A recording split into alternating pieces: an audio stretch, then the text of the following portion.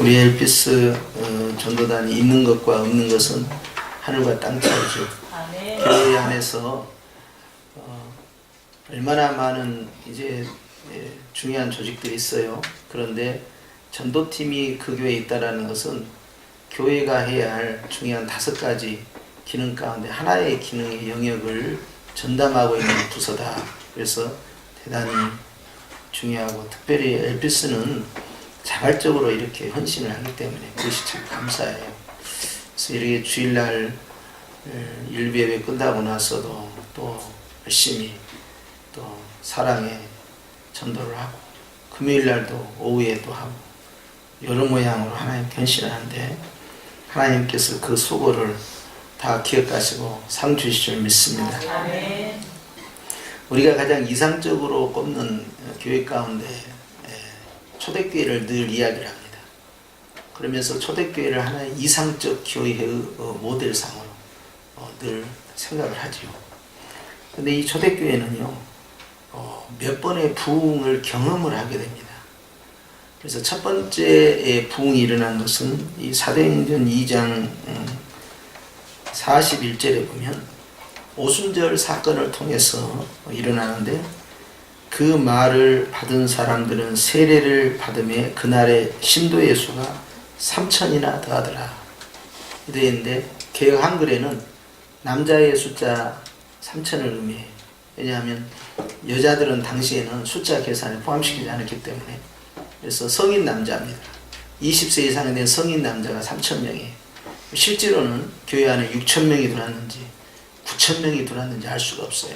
그렇게 엄청난 많은 숫자가 들어와서 교회가 시작이 된 겁니다. 두 번째 2차 부흥이 일어나는데요, 사도행전 4장 4절에 보면 이런 내용이 있어요. 오늘 본문과도 연결되어 있는데요, 이 성전 미문에 앉아있는 자, 날 때부터 안전병이 되었던 사람을 베드로와 이 요한이 전도를 해요. 일으켜 세우는 치유사역과 함께 복음을 전하는데, 이 일을 통해서 4장 4절에 보면 말씀을 듣는 사람 중에 믿는 자가 많으니 남자의 수가 약 5,000이나 되었더라. 몇 명이요? 5,000. 오순절 성령 강림 사건은 3,000인데 이 성전 미문에 앉아있는 사람을 치유하고 40살쯤 됐잖아요. 그리고 이 사람을 통해서 치유사역과 함께 복음을 전파하는데, 그 사람 때문에 5,000, 남자만 5,000, 실제로는 10,000명이 왔는지 20,000명이 왔는지 알 수가 없는 거죠. 그렇게 엄청난 많은 숫자가 들어왔어요. 이게 우리가 과거에도 보면 종려주일이 이제 우리가 다다음 주인데요, 종려주일에 왜 그렇게까지 부흥이 일어났느냐. 종려주일의 부흥은 나사로입니다.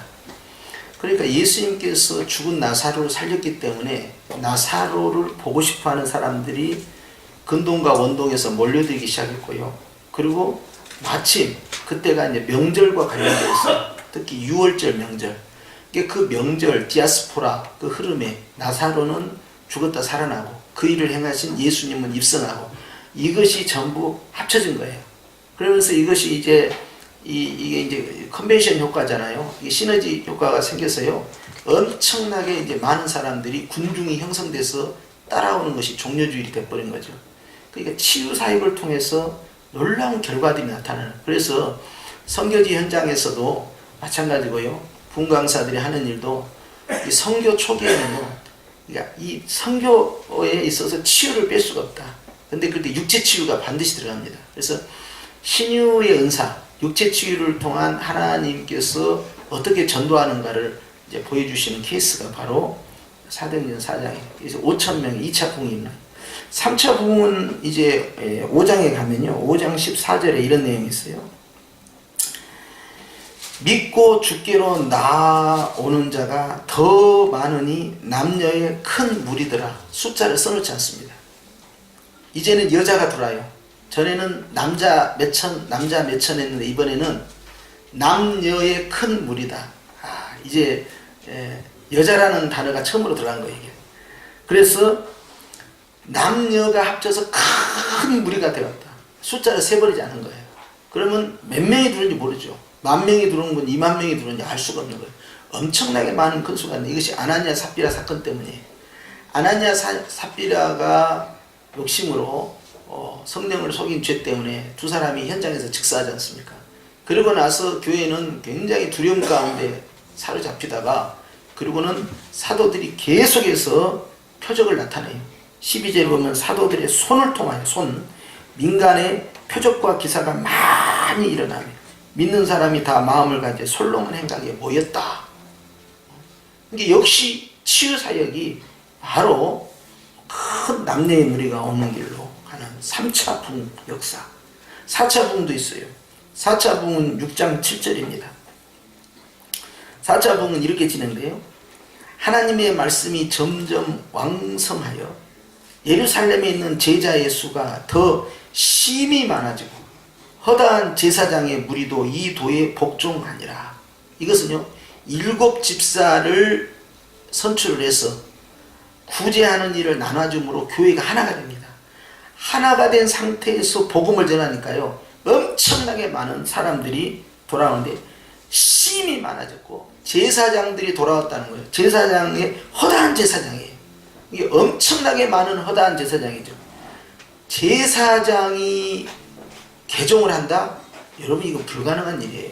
왜냐하면 제사장이 개종을 하면 제사장으로서 받은 특권, 그 다음에 제사장으로 받는 월급, 이거 어떻게 됩니까?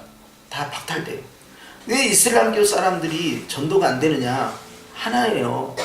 이슬람에서 기독교로 개정하는 순간에 그들이 사회보장 체제가요, 다 와해가 됩니다. 병원 못 가요. 정상적 교육 받을 수 없습니다. 관공서 공무원은 취직이 안 됩니다. 사회 구성으로 사람 취급을 받습니다.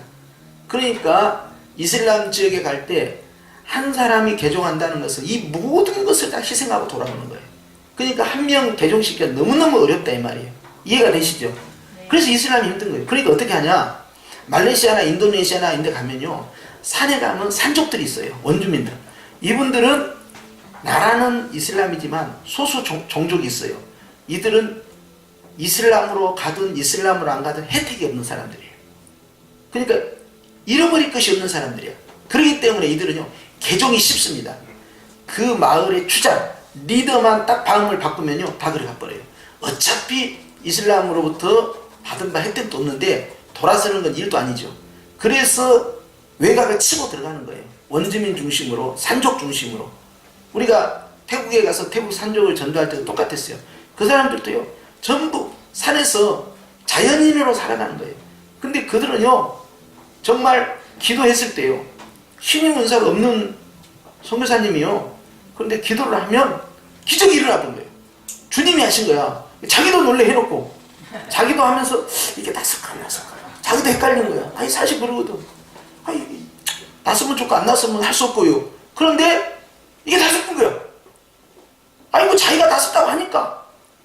그러니까 자기도 얼떨떨한 거예요 그냥. 그러고는 이제 다른 사람한테 그러죠. 아니 나서 불었다고. 나는 났은지 안 났는지 몰랐는데 신기하다고. 자기가 신기해. 그 낯선 사람 때문에 추장의 마음이 돌이킵니다. 아, 우리 예수 귀신 믿자. 그래서 예수 귀신으로 돌아서 예수 신. 그분들은 신의 개념이 처음에는 다 이 다신론이야. 신이 많아. 그 중에서 예수 신이 제일 세 보이거든. 그러니까 예수 신 이렇게 시작하는 거예요 처음에는. 치유의 역사가요 일어났는데 그 앞에가 중요해요. 7 집사를 세우고 교회가 안정되고 헬라파와 유대파 사이에 갈등이 제거되고요. 교회가 마음이 하나가 된 상황에서 치유의 능력이 나타나서 주님이 확 갖다 부어버린 거예요. 이거 중요합니다. 순서가. 치유만 돼갖고 되는 게 아니에요. 전도를 했을 때 그 교회가 그것을 감당하고 받아들일 수 있는 준비가 돼 있어야 돼요. 그게 뭐냐? 사랑이 하나됨이야. 누구든지 다 하나로 뭉쳤던, 누구든지 다, 무엇이든 다 이렇게 돼. 이 구조 속에서 돌아서는데 제사장들이 돌아섰다는 거예요. 종교 가장 리더 그룹들입니다. 리더 그룹이 돌아섰다. 자기 밥벌이 끝나는 거예요. 사회적 명예 끝나는 거예요. 이건 정말로 어려운 문제예요. 그런데 허다한 제사장이 돌아왔다. 기가 막힌 사건이죠. 이것은 10명 일반 평민 돌아온 거 100명 돌아온 것보다 더 귀한 사건이 바로 제사장들이 돌아섰던 거예요. 그러면 유대교 자체가 뿌리쳐 흔들릴 거예요. 이 사건이 바로 세 번째 부흥, 네 번째 부흥사예요. 이게 사도행전 6장 7절의 사건. 그리고 나서 스테반의 순교가 시작돼요. 그리고 하나님께서 동시에 전 세계를 향하여 유대인들과 디아스폴라 그리고 이방인 헬라 사람들 할 것 없이 전부 다 파송을 합니다. 그래서 수만 명의 이 선교사가 일시에 고향을 향하여 가면서 복음을 전파하며 교회를 세워요. 이들에 의해서 기독교는 시작이 된 거예요. 자, 교회가 성장하는 데 있어서요, 턴이 있어요. 주님이 주신 어떤 계기가 있습니다. 그걸 놓치면 안 돼요. 그러니까 어떤 분이 그러더라고요. 200명까지 가기는 참 어렵다 이거야. 근데 200명에서 500명 가는 것이 그렇게 어렵더래. 그래서 500명 가는데 500에서 1000으로 가기가 그렇게 힘든다는 거예요. 근데 1000하고 1500 사이에서 2000을 뛰어넘는 것이 그렇게도 힘들다는 거예요. 대부분 못 올라갑니다. 거기서 끝나요. 대부분이. 근데 그걸 치고 올라가는 계기가 있어요. 계기. 어떤 계기. 치유의 역사가 벌어지든지 정말 놀라운 교회의 어떤 내부적 변화가 생겼든지요. 하나됨이 생겼든지 그냥 뭔가가 어떤 동기부여가 있었던 거예요. 그걸로 인해서 교회가 확 엇그려야 돼요. 근데 옛날에는 80년대에는 중요한 계획 가운데 하나가 건물이 전도한 시대가 있었어요. 80년대는. 그러니까 예배당만 크게 지어놓으면, 신도시에다 크게 지어놓으면 사람들이 막 구름대처럼 몰려옵니다. 구름대처럼. 제가요 80년대 90년대 사역을 하면서 보니까 특히 이제 분당 같은 경우는요, 그때 이제 신도시가 막 들어갈 그 무렵인데요, 예배당을 한 교회가 세우니까요 정말 주일날 아침에 보니까 엄청나게 많은 숫자가요 줄 서서 그 교회를 향해 들어가더라고요. 그런데 예배당을 세우지 않는 교회 있죠. 아무리 목사님이 설교를 잘하고 능력이 좋은 거 필요 없어요. 예배당이 세우지 않으면, 자 150석이다 그러면 150명 이상이 들어와요 못 들어와요? 못 들어와. 그러니까 큰 짐승을 잡으려면 큰 웅덩이를 파라 그랬는데요, 그것이 그 당시에는 먹혀 들어갔어요. 근데 2000년이 넘어서 가고 오늘날 세대는요 큰 교회 세웠다면 망해버려. 교회들이 나중에는 이 빚을 감당 못하니까 경매에 들어갔고요, 어디서 이걸 꿀꺽 삼키냐, 하나님의 교회라는 이단들이 가서 꿀꺽 삼켜버려요.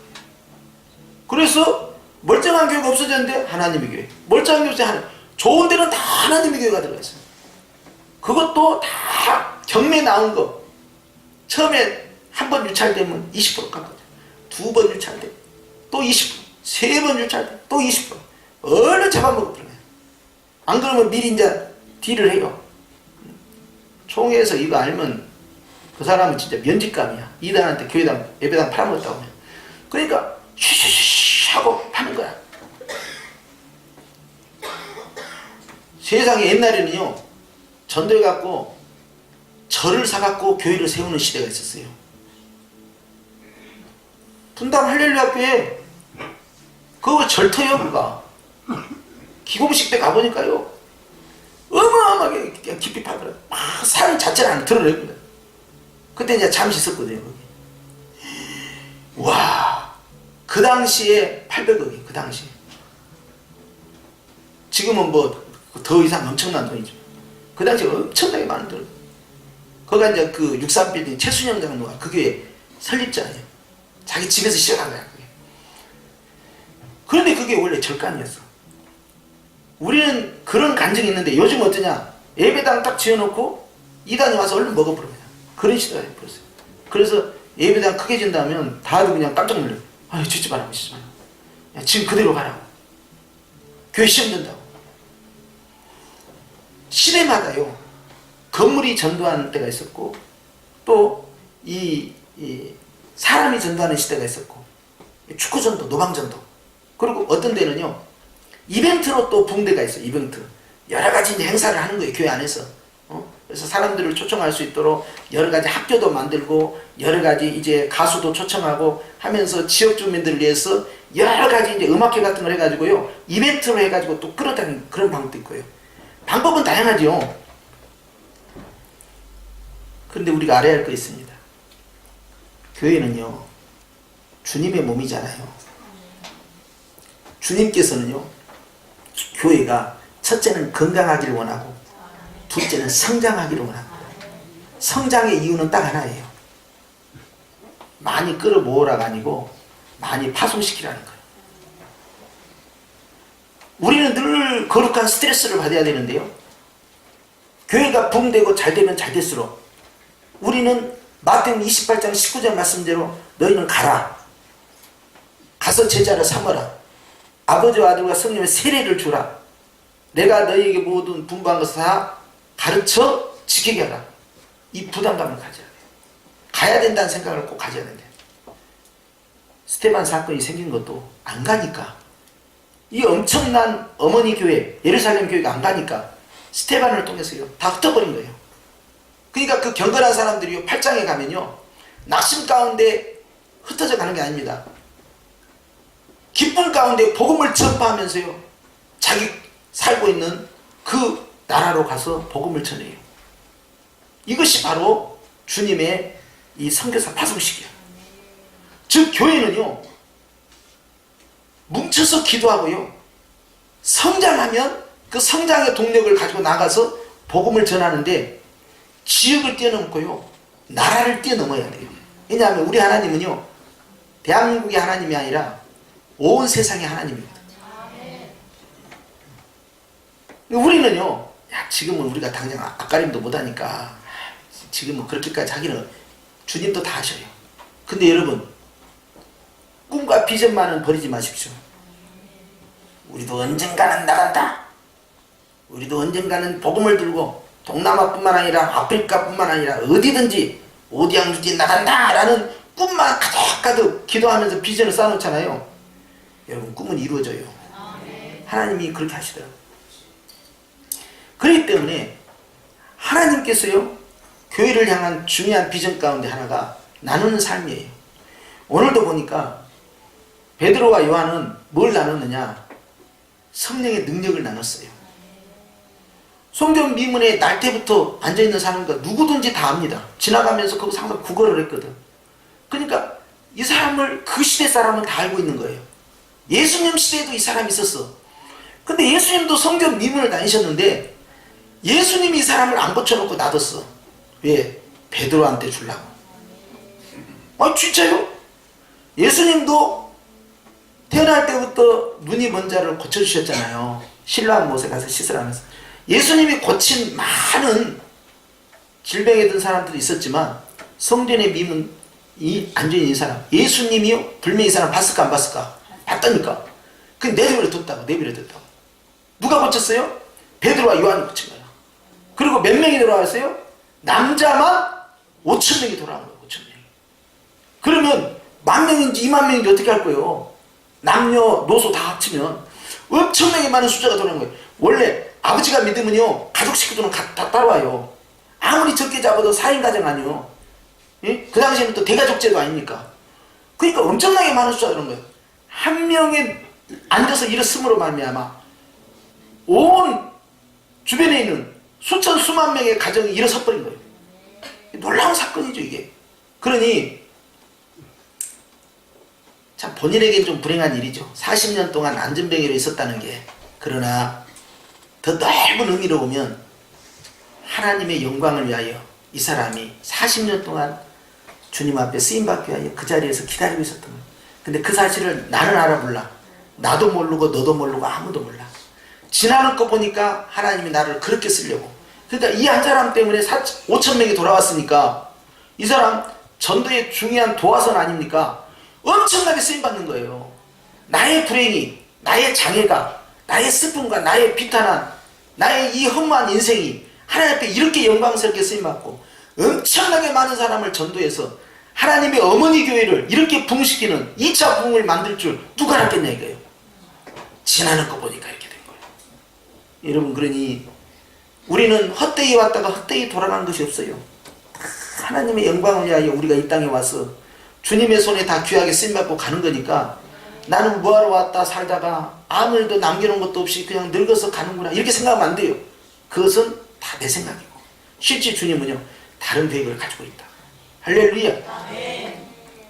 여러분, 우리가 구약의 믿음의 선진들 가운데에서 족보를 봅니다.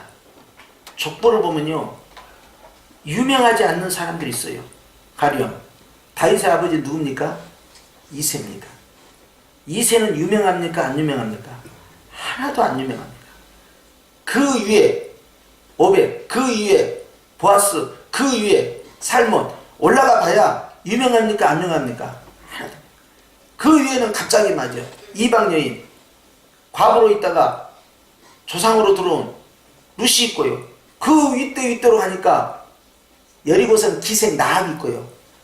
여러분, 족보에 뱀벗지 않아. 그런데 굉장히 중요한 사람들이에요. 그 사람들이 있었기 때문에 다윗이 왔고, 결국 다윗을 통하여 그리스도 예수께서 오신 거예요. 이게 굉장히 놀라운 족보예요. 그러니까 내가 당대에 평범하게 살다가 난 죽었다. 우리 집안에 정승한 사람 없고 판서한 사람 없고 장차관한 사람 없다고 여러분 실망하면 안 돼요. 평범하게 족보가 이어가도요, 나중에 내 자손, 내 후손을 통해서 어떤 일이 일어날지 몰라. 만약에 내가 끊어졌으면 그 일이 다 끊어져 나가는 거예요. 그러니 내가 중요해요, 안 중요해요? 엄청나게 중요해요. 그러니까요, 날 때부터 안전병에 된 사람이 의미 없다라고 평가 전할 거면 하나님 뜻이 아닌 거예요. 그러니 우리는 누구 하나도 무시할 수가 없다는 거예요. 어느 인생 하나 의미 없다고 말할 수가 없다는 거예요. 그런데 오늘 본문 말씀 가운데 이 20절 말씀을 보도록 하십시다. 4장 20절 시작. 우리는 보고 들은 것을 말하지 아니할 수 없다 하니 그랬어요. 자, 내가 눈으로 보고 내가 귀로 들은 거, 이것을 입으로 말하겠다. 여러분, 이런 내용이요, 똑같이 되어 있는 것이요, 요한 1서 1장에 나옵니다. 내가 눈으로 본 바요, 내가 들은 바요, 손으로 만진 바요, 주목한 바가 됐다 이거요. 자, 이건 말 경험이에요. 내가 이걸 가르쳐서 따라서 합시다. 증인. 이게 마르투스라고 해요. 경험자, 증인이라는 거예요. 그러니까 너희는 성령이 너희에게 임하시면 너희가 권능을 받고 예루살렘과 온 유대와 사마리아와 땅끝까지 이르러 나의 무엇이 되어라? 마르투스가 되어라. 그러니까 이스라엘은 구약의 개념이 뭐냐면, 법정에 가면은 증인을 쓰잖아요. 증인 쓸 때 한 명을 증인으로 안 써줍니다. 두 명을 증인으로 씁니다. 두 명부터 유효해요. 한 명으로 하면 모함일 수 있잖아요. 두 명부터 법적으로 해요. 그래서 증인으로 갈 때는 두 명씩 가요. 법정에 갈 때. 예수님께서 제자들을, 12제자들을 몇 명씩 보낸지 아세요? 두 명씩 보냈어요. 70명의 제자를 몇 명씩 보낸지 아세요? 두 명씩 보냈어요. 베드로와 요한도 오늘 몇 명이에요? 두 명이에요. 요한계시록 11장에 보면 예수님의 재림을 예비하는 자들이 있어요. 두 증인이에요. 두 감람나무, 두 촛대, 마지막 시대의 엘리야와 모세의 능력으로 무장된 두 명이 등장합니다.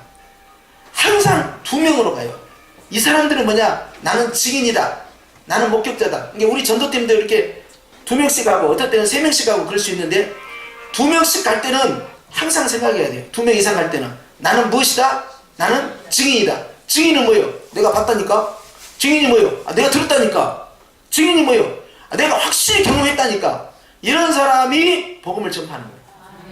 할렐루야. 내가 구원의 확신이 있고 구원의 기쁨이 있고, 내가 예수를 만났다니까. 예수님이 나를 구원했다니까. 그 예수님이 너도 구원한다니까.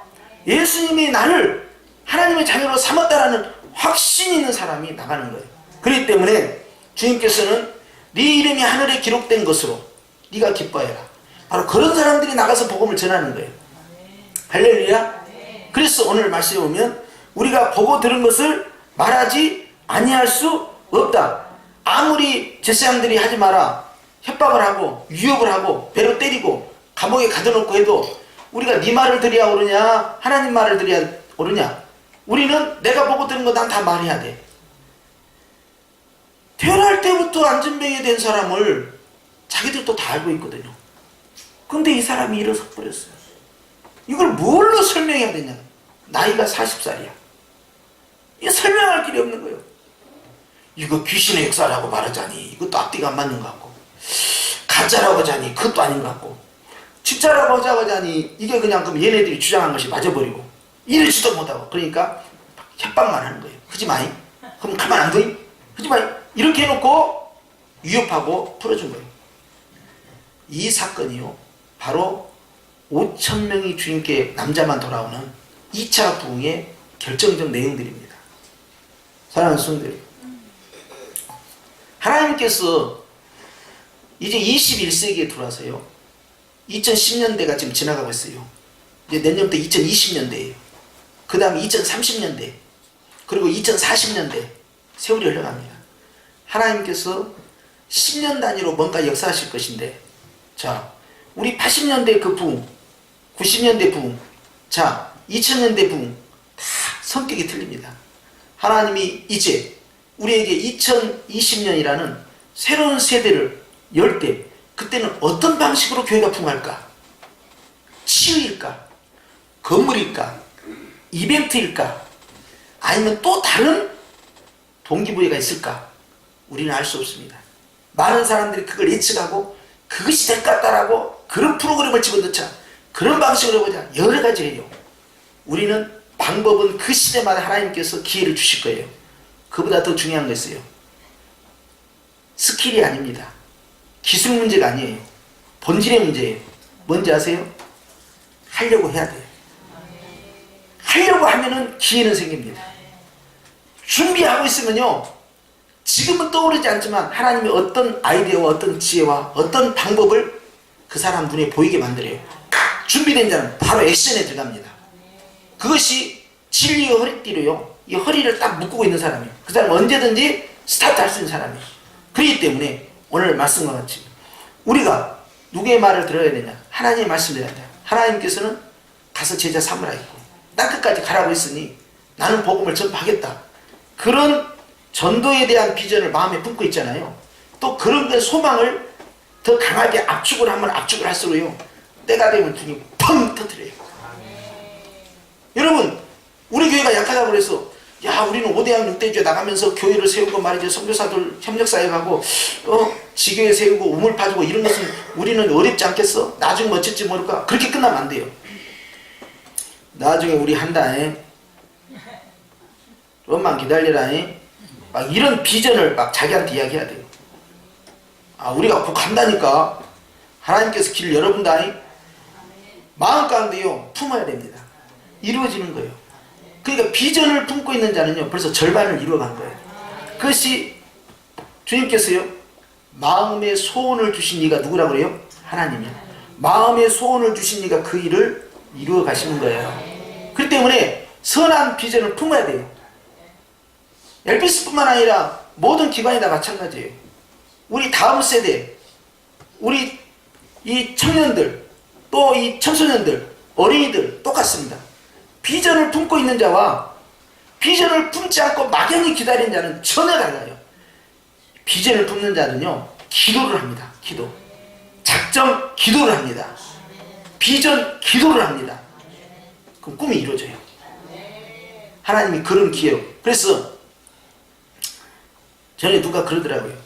당신은 어떻게 해서 그렇게 하나님 은혜를 많이 받았냐. 그러니까 그 사람 말이 그거예요. 어렸을 때부터 늘 은혜를 사모했대. 그런데 그럴 기회를 전혀 못 잡은 거예요. 그런데 어느 날 하나님께서 우연을 가장해서 은혜를 받을 어떤 계기를 주님이 살짝 연 거예요. 그때 이 사람이 탁 잡아버린 거예요. 기회를 놓치지 않고. 근데 다른 사람은요, 축복의 기회가 왔다 간지도 몰라. 그게 뭐요? 뭐요? 그럼 끝나본 거예요. 벌써 지나가 버렸어. 진작 말해주지. 나도 할게. 가봐야 너는 안 돼. 왜? 준비가 안 돼 있으니까. 그래서 여러분, 선한 비전을 품고 있어야 돼요. 여러분, 미래에 대해서요, 우리가 내 마음 가운데 품고 기도를 하잖아요. 하나님께서 그 미래의 비전을 이루시도록 여러 사람을 통하여, 여러 환경을 통하여 반드시 내가 그걸 눈치채게끔 만들어요. 그리고 이상하게 그런 것을 품고 있는 사람에게 그것만 보이는 거예요. 또 그래서 주님께서 딱 잡게 만드는 거예요. 교회는 그렇습니다. 하나님의 사역 가운데 생명사역, 사람을 살리는 사역보다 더 귀한 사역이 어디가 있어요? 한 생명 한 생명을 살리겠다라는 열정이 있잖아요. 그것이요 예루살렘을 뛰어넘고 유대를 뛰어넘고 사마리아를 뛰어넘고요 열방을 향해 갑니다. 어떤 사람은 저 북한이 땅끝이 아니냐, 땅끝이 어디라고 말하면 안 돼. 그럼 북한 선교한 다음에 그 다음 뭐 할 거예요? 죽을 거예요? 그럼 안 돼. 그러니까 땅끝은 나도 몰라. 어떤 사람은 이렇게 표현했어요. 예수님을 모시지 않는 곳이 땅끝이다. 그렇게 말한 사람이 있어요. 그러니까 예수님 모시지 않으면 북한이 아니라 그 이상이라도 계속적으로 복음이 나가는 거예요. 그래서 주님의 재림이 임박했을 때 마지막 나타나는 중요한 징조 가운데 하나가 뭐냐, 기상이변이 일어나고 말이죠, 그냥 난리가 일어나고 지진이 일어나고 그런 것만이 아니라 온 세상에 주의 복음이 전파되었을 때 그것이 주님이 오실 재림의 중요한 징조가 되는 거예요. 여러분, 이걸 가르쳐서 영적 세례요한이라고 해요. 세례요한은 초림하신 예수님 광야에 외치는 자의 소리예요. 산마다 낮아지고 골짜기마다 올라와라, 평하게 되라. 그래서 앞에서 외치는 자예요. 나팔 부는 사람이요. 원님이 행차하시면 사토 행차시오 하고 외치는 자처럼 세례요한은 그 역할을 했어. 자기가 6개월 먼저 태어났는데. 근데 여러분, 예수님의 재림도 마찬가지예요. 두 증인은 예수님의 재림을 알리는 사람이고, 이 사람들은 영적 세례요한과 같이요 광야에 외치는 자의 소리입니다.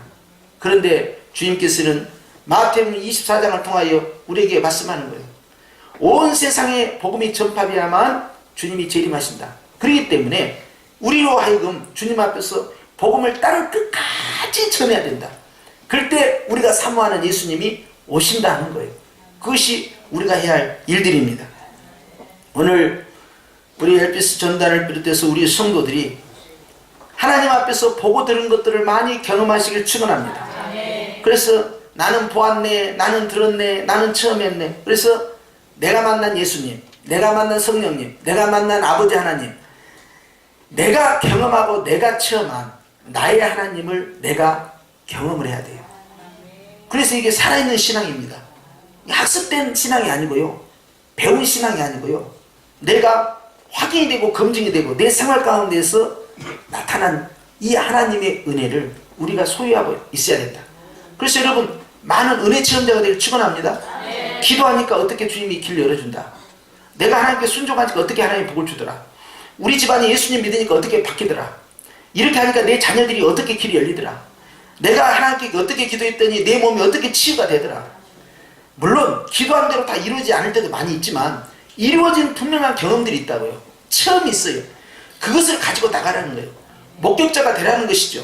무엇보다도요, 변함없는 것은 예수님께서 갈보리산에서 나를 뭐 했다는 사실이요? 구원했다는 사실. 할렐루야. 그런데요, 예수님 시대에 살고 있는 사람은 예수님 봤잖아요. 근데 예수님 시대가 한 세대가 지났어. 그것도 이스라엘이 아니고 이방 지역이요. 그러면은 예수님이 십자가에 죽으심과 부활하심을 경험한 사람이 있습니까, 없습니까? 거의 없어요. 거의 없어요.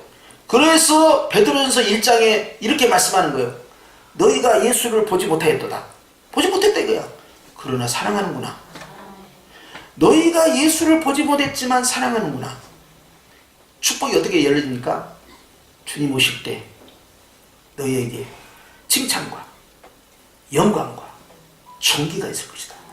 여러분, 내가 육신으로 경험하지 못한 그 예수님을요, 말씀으로 경험하고 성령으로 경험하는 거예요.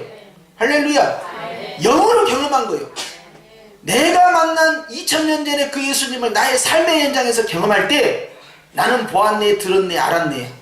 그러니까 나는 그 예수를 전하지 않을 수가 없다는 거예요. 할렐루야.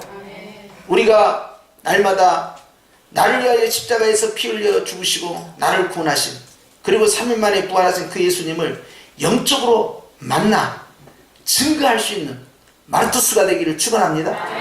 우리 엘피스는 항상 복음을 전할 때 확신을 갖고 전하고, 또 예수님을 내가 믿어야 할 이유가 뭐냐라고 할 때 내가 만난 예수님 한번 말해볼까? 이 예수님 어떤 분이냐면 하면서 나의 신앙 고백이 나갈 때 주님 얼마나 기뻐하시겠어요. 그러면 성경 말씀은 그냥 인용하는 것보다 내 경험까지 보고 들은 것까지 전하니까 얼마나 힘이 생기겠어요. 우리 교회가요 이렇게 체험적 신앙이 아주 강한 교회, 그렇게 해서 사람들에게 내가 만난 예수님을 증거할 수 있는 전도하는 교회가 되시기를, 또 그런 우리 엘피스 단이 되기를 주님을 축원합니다. 기도하십시오.